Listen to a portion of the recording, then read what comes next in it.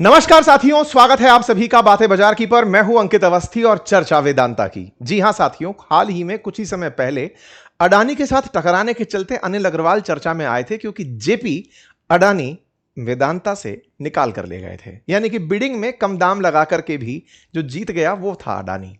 चर्चा आई तो अडानी की शिकायत करने अनिल अग्रवाल पहुंचे सुप्रीम कोर्ट, एनसीएलटी, तमाम जगहों पर उन्हें निराशा हाथ लगी।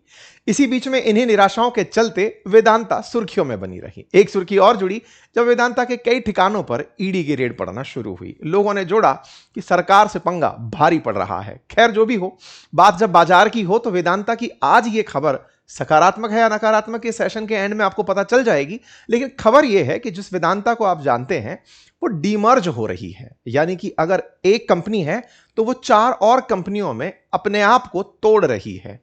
एक पेन को अगर 4 भागों में तोड़ दो तो शायद डीमर्जर है। कंपनी को 4 भागों में तोड़ा जा रहा है, लेकिन ये पेन टूटने के बाद किसी यूज का नहीं रहेगा। लेकिन वेदांता 4 भागों में टूटने के बाद कितने काम की रहेगी, ये मैं आज के सेशन में आपको बताने जा रहा हूं। तो चलिए, आज के सेशन में जहां शुरुआत आपने कभी अडानी से अनिल अग्रवाल के भिड़ने की थी, आज डीमर्जर की कहानी भी सुना देते हैं। क्योंकि इस सोमवार से जिनके पास वेदांता के शेयर हैं, उन वेदांता के शेयर के साथ में डीमर्जर बनी हुई कंपनियों के शेयर भी पहुंच ही जाएंगे। तो चलिए इस पूरी कहानी को समझने का प्रयास करते हैं। फिलहाल बात वेदांता के शेयर की, जिसकी प्राइसेस कल जब मार्केट बंद हुआ तो बढ़ी हुई थी, क्योंकि मंडे के इंतजार में कंपनी के अंदर लोग एंट्री कर रहे थे। इन्वेस्टर सकारात्मक थे, क्योंकि अब यह कंपनी टूट करके 4 और कंपनियों को बना रही है, जिसमें Vedanta aluminium, Vedanta power, Vedanta oil and gas, Vedanta iron and steel शामिल है। ध्यान रहे, इन कंपनीज के शेयर्स की डिलीवरी होगी अभी, इसमें इंट्राडे ट्रेड रुका रहेगा। डीमर्जर में क्या हो रहा है? डीमर्जर में होने का मतलब यह है कि ये जो कंपनीज हैं, इस एक कंपनी से जो जो कार्य क्षेत्र थे, उन कार्य क्षेत्र के लिए विशिष्ट कंपनियों का निर्माण कर दिया जा रहा है। डीमर्जर की प्रक्रिया में किसी भी प्रकार से कंपनी को लॉस या फायदा लिस्टिंग के बाद पता चलता है। फिलहाल केवल प्रशासनिक सुविधाओं के लिए कि हां, इस तरीके से अब हम बहुत ही फोकस्ड तरीके का काम और अपनी टीम अपॉइंट कर पाएंगे। मान लीजिए एल्यूमिनियम में करना है कि पावर में करना है कि आयरन में करना है, तो डेडिकेटेड टीम उसके लिए एफिशिएंटली काम कर पाएगी।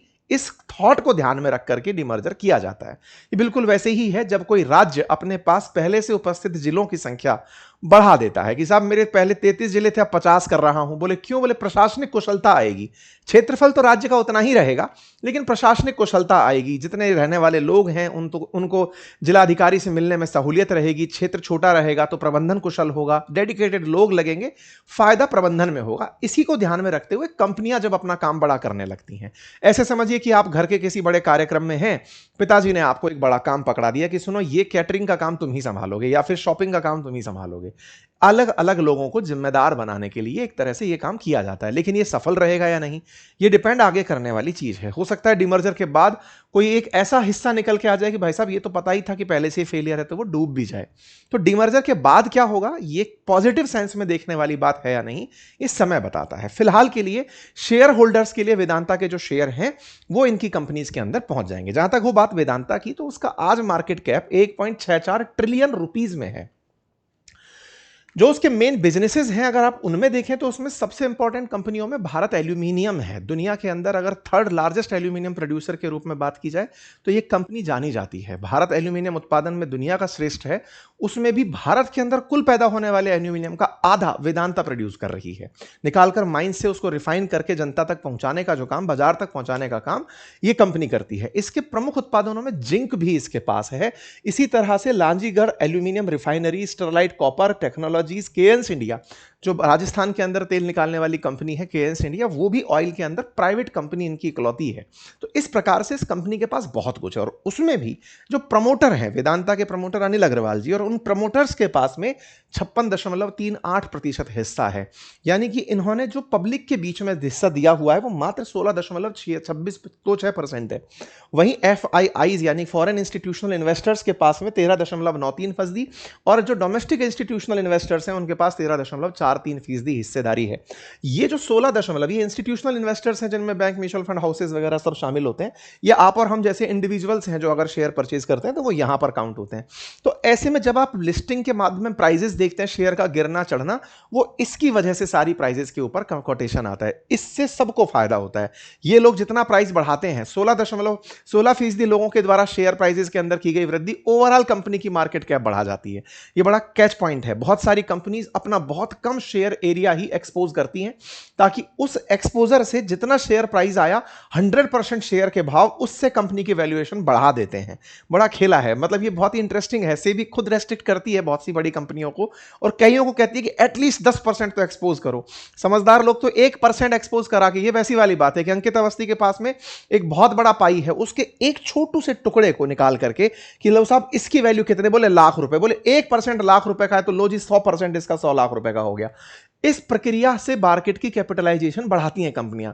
ऐसे में जितना कम शेयर एक्सपोजर होता है कंपनीज का, उन पर सेबी के द्वारा या फिर इन्वेस्टर्स के द्वारा या इन्वेस्टिंग की सलाह देने वाली फर्म्स के द्वारा विशेष नजर रहती है कि कोई और इंटेंशन तो इन लोगों का नहीं है। खैर, बात करें डीमर्जर की, तो ये कंपनी लगातार लंबे समय से प्रयास में है। 2021 में भी इन्होंने चाहा था कि डीमर्जर हो जाए। वेदांता ने अपनी तरफ से 2023 में भी रखा था कि साहब डीमर्जर की हमको परमिशन दे दो, हम चाहते हैं कि एफिशिएंटली हमारे जितने भी कर्ज हैं, 48,000 करोड़ का कर्ज है इस कंपनी पर, वो बट जाए। इस बात को लेकर के ऑब्जेक्शंस भी लगे। 2025 में भी ऑब्जेक्शन हुआ कि नहीं, पहले अलोकेशन बताओ कि किस किस के पास कितना कितना आप अपना कर्ज डिस्ट्रीब्यूट करने वाले हो। तो ये सारी चीजें चलती रही। फाइनली एनसीएलटी ने इनको 2025 के एंड में जाके परमिशन दी कि ठीक है डीमर्ज कर देते हैं, आप लोग 4 कंपनी बना लाइए। 4 कंपनियों का प्रस्ताव आया, 30 सितंबर इनको डेडलाइन दी गई, लेकिन 30 सितंबर तक ये लोग नहीं कर पाए, तो बढ़ाकर उसे अप्रैल तक के लिए फिर बढ़ा दिया गया कि ठीक है अब आप लोगों को हमने परमिशन दे दी है, लेकिन आप इसको कर लीजिएगा। जब परमिशन मिलती है फाइनली, तब जाकर के वेदांता बताता है कि हम 4 कंपनी लेकर आ रहे हैं, Vedanta aluminium, Vedanta oil and gas, Vedanta iron steel, Vedanta power. ये जो कंपनीज हैं इसमें बकायदा बताया जाता है कि 48,000 करोड़ का डेट मेन वेदांता पर है, तो वो इनके अंदर भी बांट दिया जाएगा। तो आज अगर हम स्टॉक प्राइस की बात करते हैं वेदांता की, तो उन वेदांता के अंदर जितनी भी कंपनीज हैं जो बनने जा रही हैं, उनमें से सबसे ज्यादा जो चर्चित चल रही है इन दिनों, वो VAML चल रही है, जिसमें वेदांता का खुद 56.4% हिस्सा रहेगा। मतलब जो प्रमोटर का हिस्सा जितना वहां था उतना यहां भी रहेगा। जितना आपके पास था, मान लीजिए आपके पास वेदांता का शेयर था, तो आपके पास ये शेयर भी साथ ही साथ आ गया, यानी कि आपको ये शेयर ओरिजिनली ही मिल ही चुका है। ठीक है, ऐसे यहां पर इसकी जो पावर की जो कंपनी है उसमें भी 56.4% मेन वेदांता का हिस्सा रहेगा।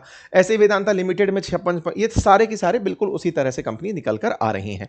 जो मेन कंपनी है वो भी फाइनली बची रहेगी, लेकिन उसके अलावा जिसको आप लोग वेदांता लिमिटेड के नाम से जानेंगे, 4 अन्य कंपनियां यहां पर बनकर के आ रही हैं।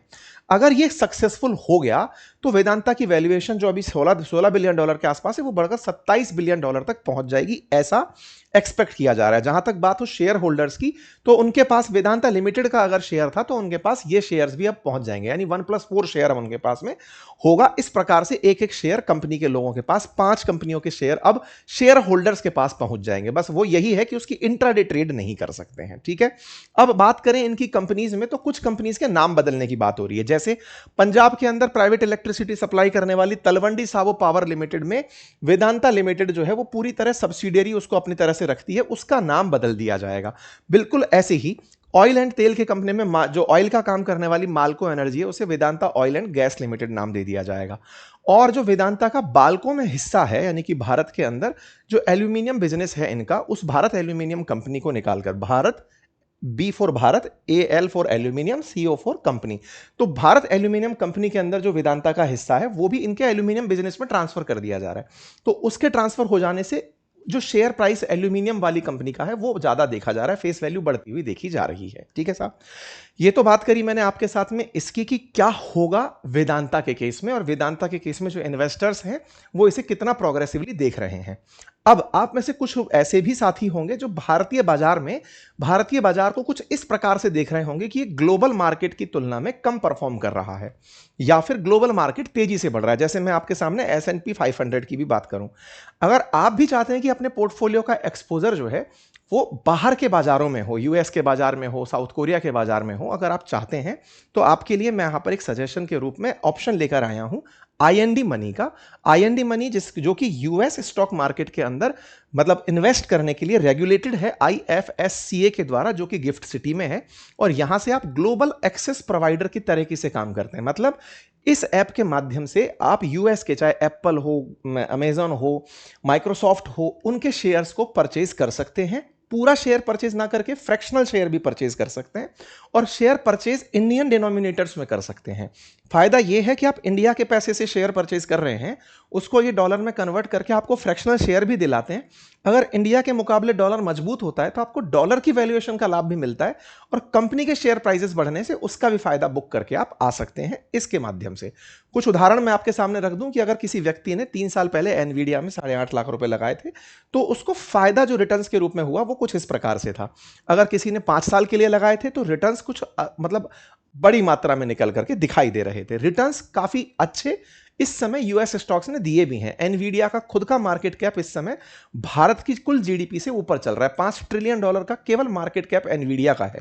तो ग्लोबल मार्केट में इन दिनों जो आईटी स्टॉक्स हैं, अगर आप अपना भी चाहते हैं कि एक्सपोजर देखें, तो आप 10 से 20% के आसपास अपने कुल निवेश का ग्लोबल मार्केट में एक्सपोजर ले सकते हैं। उसके लिए ये एक प्लेटफॉर्म है जो मैं आपके सामने ऑप्शन के रूप में सजेस्ट कर रहा हूं। लिंक इसका कमेंट बॉक्स में पिन है, डिस्क्रिप्शन में डाला हुआ है। आधार कार्ड, पैन कार्ड से जैसे आपका बैंक अकाउंट लॉगिन होता है, बिल्कुल वैसे यहां पर आप अपना अकाउंट बना सकते हैं। तो आईएनडी मनी को आप एक्सपोजर के रूप में देख सकते हैं। चलिए बात करें वेदांता डीमर्जर की। जब कंपनी का डीमर्जर हो रहा है तो वेदांता एल्यूमिनियम मेटल जो है वो भारत के अंदर एल्यूमिनियम की सबसे बड़ी कंपनी बनकर आ जाएगी, जिसके लिए शेयर एक्सपर्ट्स का मानना है कि इसकी face value 489 rupees per share तक जा सकती है।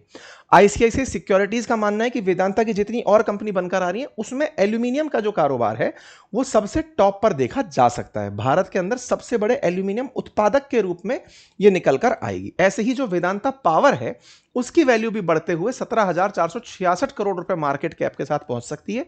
एक्सपर्ट्स का मानना है कि ये 51 से लेकर के 60 रुपए के बीच में कहीं प्राइस पे चली जाएगी। साथ ही साथ वेदांता पावर जो पंजाब, आंध्र प्रदेश, छत्तीसगढ़, उड़ीसा के अंदर 4 गीगावाट तक की बिजली उत्पादित करती है, वो उसके वर्क प्रोफाइल में दिखाया जाएगा। वेदांता ऑयल और गैस जो है उसके प्राइसेस में भी फेस वैल्यू 42 रुपए मार्केट के रिसर्च एक्सपर्ट्स का मानना है। वेदांता आयरन और स्टील को लेकर के अगर हम बात करें तो ये कंपनी भी सबसे कम वैल्यूएशन में 19 रुपए प्रति शेयर के आसपास देखने की उम्मीद की जा रही है। वहां पर इसे एक्सपर्ट्स एक्सपेक्ट कर रहे हैं। बाकी जैसा भी होगा मंडे को पता चलेगा। फिलहाल के लिए डीमर्जर की खबर इतनी ही। जानकारी पसंद आई हो साथियों से साझा करें, चैनल पर नए हैं सब्सक्राइब करें, और हां, निवेश से पहले खुद की रिसर्च अवश्य करें। लेकिन अगर आपको ग्लोबल इन्वेस्टमेंट में जाना है तो मैंने आपके सामने एक लिंक कमेंट बॉक्स में पिन किया, आप इसे चेक अवश्य कर सकते हैं। धन्यवाद।